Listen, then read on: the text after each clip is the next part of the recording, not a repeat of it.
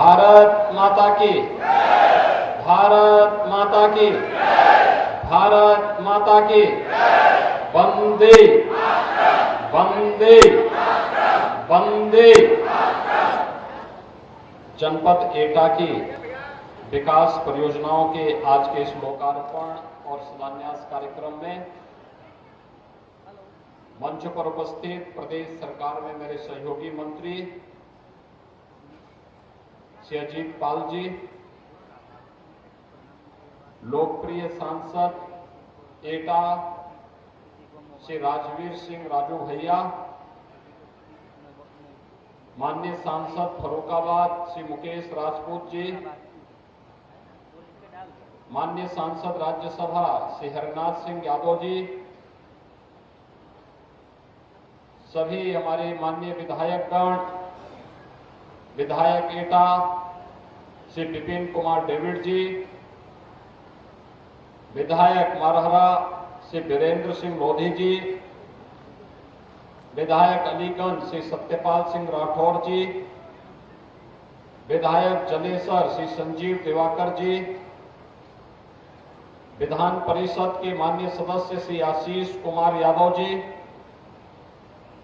Bharatiya Janata party के जिला के अध्यक्ष श्री संदीप जैन जी, विधान परिषद के माननीय सदस्य श्री ओम प्रकाश सिंह जी,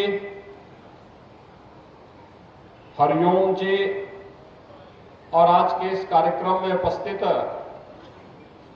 जनपद एटा से जुड़े हुए सभी उपस्थित भाइयों बहनों, विधानसभा चुनाव के बाद जनपद एटा में मुझे पहली बार आने का अवसर प्राप्त हो रहा है। विधानसभा चुनाव में आप सबने आशीर्वाद देकर के भारतीय जनता पार्टी को फिर से प्रदेश के अंदर सरकार बनाने के लिए जो अपना भरपूर आशीर्वाद दिया है, उसके प्रति आभार व्यक्त करने और जनपद को 419 करोड़ 75 लाख की इन परियोजनाओं का उपहार देने के लिए मैं आज अपने माननीय सांसद और विधायकों के साथ आपके बीच आया हूं। इन सभी परियोजनाओं के लिए मैं जनपद एटा वासियों को हृदय से बधाई देता हूं। आप सबको दीपावली की मंगलमय शुभकामनाएं भी आप सबके प्रति व्यक्त करता हूं। भाइयों बहनों, अभी हम लोगों ने यहां के थर्मल पावर प्लांट का भी निरीक्षण किया है। 12,300 करोड़ रुपए की लागत से विद्युत उत्पादन का इतना बड़ा संयंत्र आपके यहां लग रहा है। अगले वर्ष तक जब चालू होगा तो यहां से 1320 मेगावाट की विद्युत का उत्पादन होगा और इतना बड़ा पावर का स्टेशन यहां के विकास को एक पहचान भी देगा और यहां के विकास में भी एक बड़ी भूमिका का निर्वहन करेगा। और इसके लिए जहां मैं आप सबको हृदय से बधाई देता हूं, वहीं आज एटा अपनी एक नई पहचान और नई आभा के साथ आगे बढ़ रहा है। भाइयों बहनों, एटा की एक पहचान, कोई सोचता था कि एटा में भी मेडिकल कॉलेज होगा, लेकिन आज आपके जनपद में जहां मेडिकल कॉलेज के निर्माण का कार्यक्रम भी अंतिम चरणों में चल रहा है, वहीं एटा के जलेसर में बनने वाले जो घंटे हैं, ये पूरे देश और दुनिया के अंदर हर धार्मिक अनुष्ठान में जब बजते हैं तो एटा और जलेसर का स्मरण हर व्यक्ति कर पाता है। बिना यहां की घंटी बजे तो कोई अनुष्ठान पूरा होता ही नहीं है। और मैं भी देख रहा था, वन डिस्ट्रिक्ट वन प्रोडक्ट में हम लोगों ने एटा के साथ इन सभी कार्यक्रमों को भी जोड़ा हुआ है।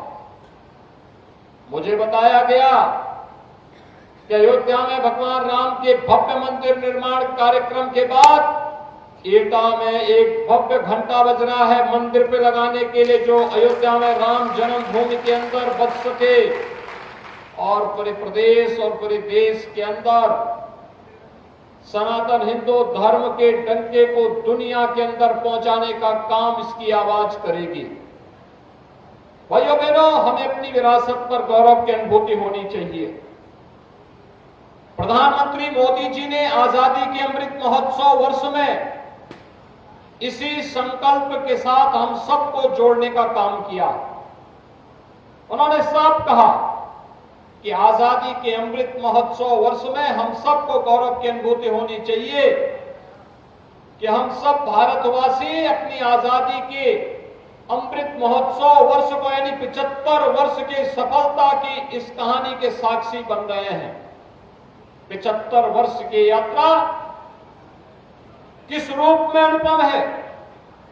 जो ब्रिटिश कभी भारत पर शासन किया था, आजादी के अमृत महोत्सव वर्ष में वह भारत उस ब्रिटेन को पछाड़ करके दुनिया की 5वीं अर्थव्यवस्था बनता है।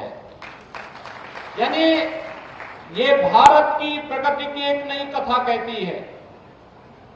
विकास के कार्य, इंफ्रास्ट्रक्चर डेवलपमेंट के कार्य, हाईवे का निर्माण, पावर प्लांट का निर्माण, एयरपोर्ट का निर्माण, मेडिकल कॉलेजेस का निर्माण, एक्सप्रेस हाईवे का निर्माण, ये सभी इंफ्रास्ट्रक्चर डेवलपमेंट की एक नई कहानी को कहता है, जो विकास की गति को एक नई तीव्रता प्रदान करता है। तो लोक कल्याणकारी योजनाओं का लाभ भी किस रूप में आम जनमानस को उपलब्ध कराने के लिए बिना भेदभाव के शासन की योजनाओं को हर द्वार तक पहुंचाने का कार्य हुआ है, यह किसी से छुपा हुआ नहीं।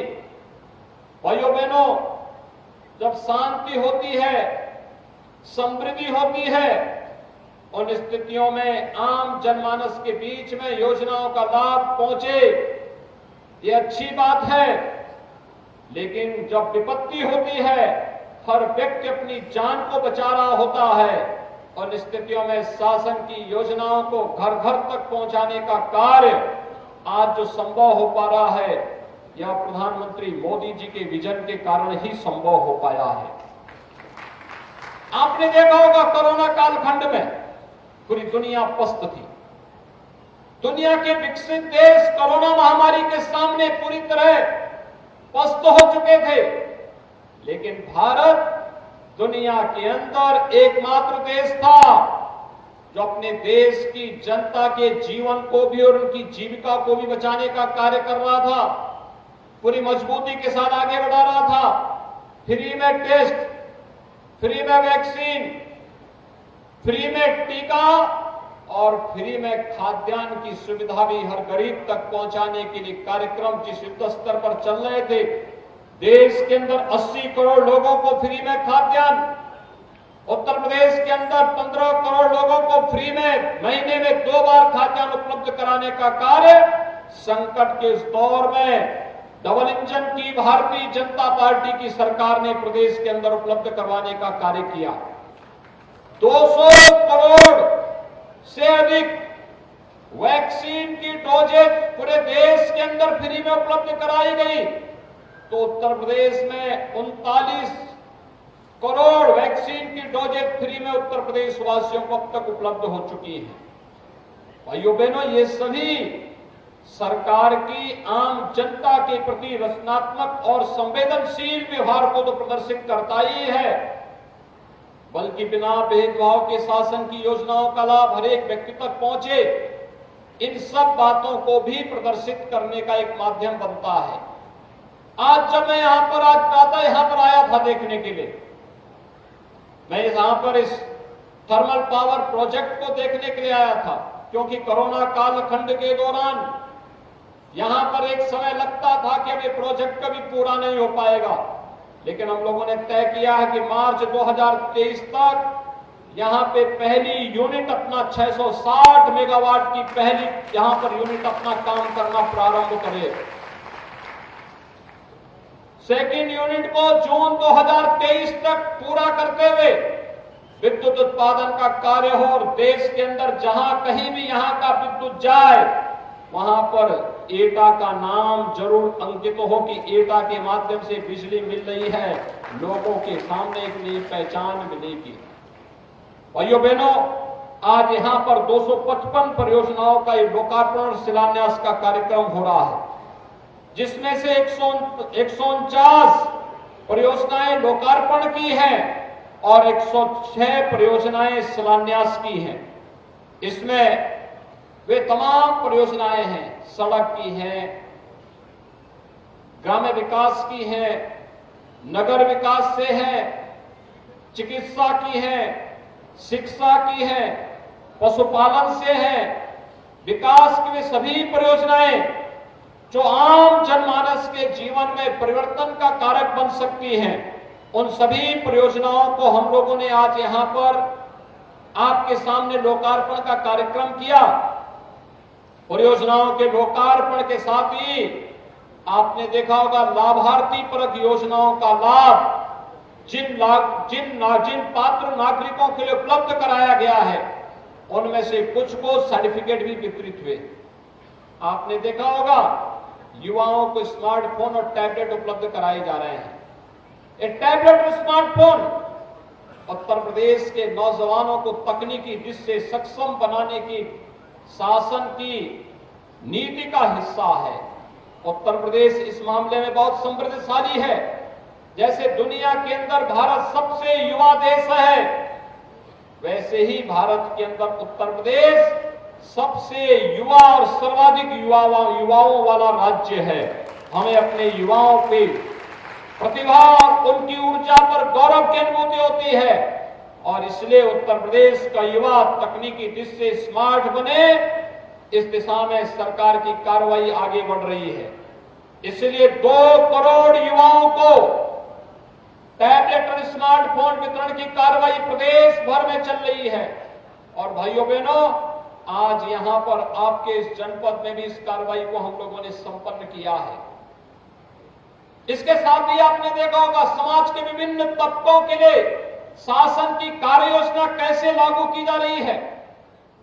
निराश्रित महिलाओं के लिए निराश्रित महिला पेंशन, वृद्ध जनों के लिए वृद्धावस्था पेंशन, दिव्यांग जनों के लिए दिव्यांग पेंशन, और इन सभी पेंशन की राशि जो पहले 300 रुपए थी, इसे बढ़ा करके 1000 रुपए यानी 12,000 रुपए सालाना करने का काम भी डबल इंजन की सरकार ने किया है। भाइयों बहनों, ग्रामीण क्षेत्र में निराश्रित परिवार हो या शहरी क्षेत्र में, उसके लिए भी सिर ढकने के लिए आवास चाहिए। प्रधानमंत्री आवास योजना के माध्यम से उन सभी परिवारों को आवास उपलब्ध करवाने की कार्रवाई युद्ध स्तर पर चल रही है। बेटी के जन्म लेने से लेकर के बेटी के विवाह योग्य होने तक मुख्यमंत्री कन्या सुमंगला योजना, और बेटी विवाह के योग्य हो जाती है तो मुख्यमंत्री सामूहिक विवाह योजना के माध्यम से इस बेटी की शादी गांव के लोग गांव की बेटी को अपनी बेटी मान करके इस कार्यक्रम में सहभागी बन सके, इसके लिए मुख्यमंत्री सामूहिक विवाह की योजना भी प्रदेश के अंदर लागू की गई है। मुख्यमंत्री कन्या सुमंगला योजना में 14 लाख से अधिक बेटियां इस योजना का लाभ प्राप्त कर रही हैं, तो मुख्यमंत्री सामूहिक विवाह योजना में 2 लाख से अधिक बेटियों की शादी दहेज रहित विवाह के रूप में एक प्रगतिशील कदम है। बेटी बचाओ बेटी पढ़ाओ के प्रधानमंत्री जी के आह्वान को जमीनी धरातल पर लागू करने का काम उत्तर प्रदेश इस रूप में कर रहा है। युवाओं के लिए अभ्युदय जैसी कोचिंग संस्थाएं संचालित हो रही हैं, जो उन्हें प्रतियोगी परीक्षाओं में सक्षम बनाने का काम करे। और उत्तर प्रदेश का युवा आज जब नौकरी में जाएगा, उसके साथ जाति मत मजहब क्षेत्र भाषा के आधार पर कोई भेदभाव नहीं होगा। आज आप देखते होंगे उत्तर प्रदेश में कोई नौकरी निकलती है तो भाइयों बहनों, उत्तर प्रदेश के हर जनपद का हर विकास खंड के नौजवानों का उसमें सिलेक्शन होता है और वे लोग उत्तर प्रदेश की शासकीय सेवा में जाते हैं। यहां पर जब ये थर्मल पावर प्लांट स्थापित होगा हजारों नौजवानों को यहाँ पे नौकरी की सुविधा उपलब्ध होगी। और मैं यहाँ पर पावर प्लांट से जुड़े हुए जो उत्तर प्रदेश पावर कारपोरेशन से कहूंगा कि दो काम जरूर करें कि आसपास के गांवों के जो विद्यालय होंगे उन्हें ऑपरेशन कायाकल्प में, अगर आज अब तक उनको नहीं लिया गया है तो ऑपरेशन कायाकल्प में CSR की धनराशि का उपयोग उसके लिए एक बार करें और यहां पर उन सभी विद्यालयों में स्मार्ट क्लास की व्यवस्था सुनिश्चित करवाएं।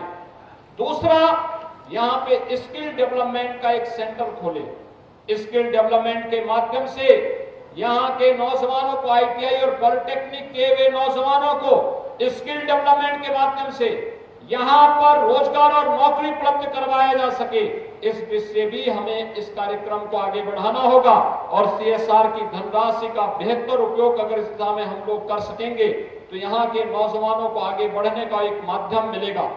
भाइयों बहनों, ढेर सारी योजनाएं हैं केंद्र और राज्य सरकार की जो प्रत्येक नागरिक के जीवन में व्यापक परिवर्तन का कारक बनती है। आज आप देखते होंगे सरकार कोई योजना लागू करती है तो उस योजना का लाभ सीधे लाभार्थी के खाते में जाता है। बीच की जो दलाली होती थी बंद हो गई है। ये प्रधानमंत्री मोदी जी के विजन के परिणाम के फलस्वरूप आज गरीब को उसका अधिकार प्राप्त हो रहा है। हर नागरिक तक योजना का लाभ मिल रहा है और हर व्यक्ति आज इस देश की व्यवस्था पर प्रधानमंत्री मोदी जी के नेतृत्व पर गौरव की अनुभूति करता है।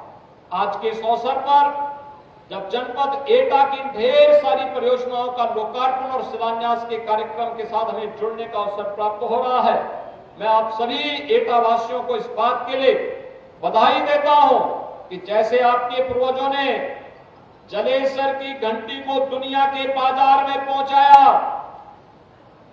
स्वाभाविक रूप से आपको एक पहचान मिली। आज यहां पर मेडिकल कॉलेज और थर्मल पावर प्लांट के माध्यम से एटा जनपद को एक नई पहचान दिलाने के लिए राज्य सरकार पूरी प्रतिबद्धता के साथ आपके साथ खड़ी है। यहां के जनप्रतिनिधि और प्रशासन आपकी सुरक्षा के प्रति पूरी मजबूती के साथ खड़े हैं। आज एटा की पहचान किसी माफिया से नहीं होती है। एटा की पहचान अब विकास के नाम पर होती है। भाइयों बहनों, ये अपराधी और माफिया जब किसी व्यवस्था में हावी होते हैं तो विकास के कार्य में घुन का काम करते हैं। दीमक के रूप में, जैसे दीमक किसी लकड़ी पे लगती है उसको पूरा खोखला बना देती है, ऐसे ही अपराधी और माफिया होते हैं, विकास में घुन का काम करते हैं।